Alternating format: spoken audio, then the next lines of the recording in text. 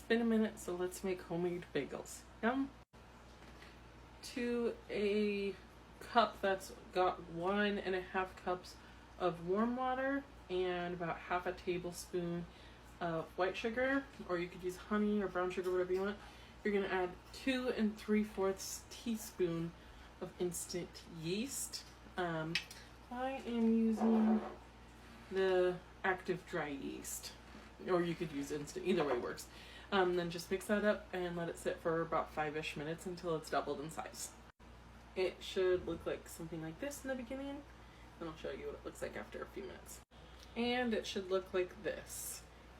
It's about double the little amount here.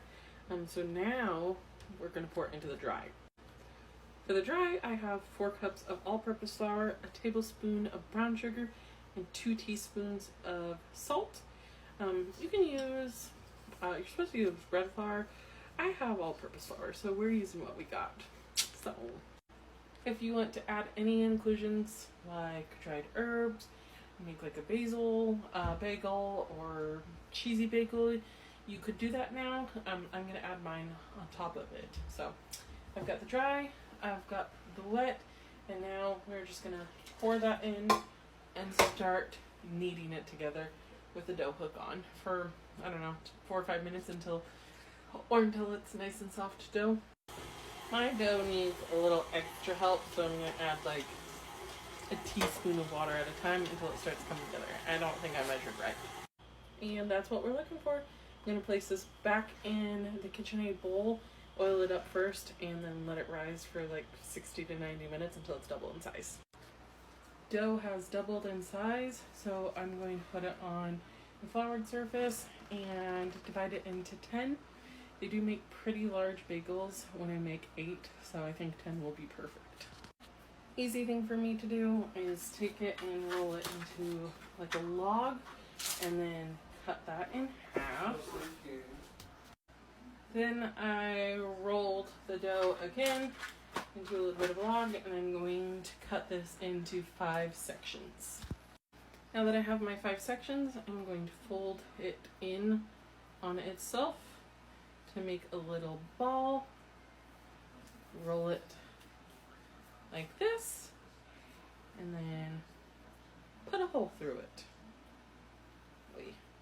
And just go around like this. Get a little flour on your hand next time. And just do that 9 more times until you have 9 bagels. And set it on a parchment paper lined pan. I think making them into little balls and then poking them in the middle is a little bit easier.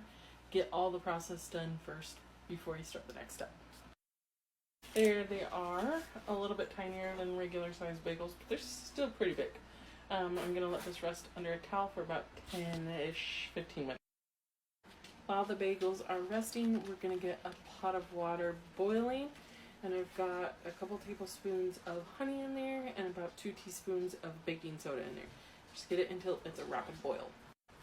If you don't have honey, use maple syrup or brown sugar or white sugar or agave, some kind of sweetener though.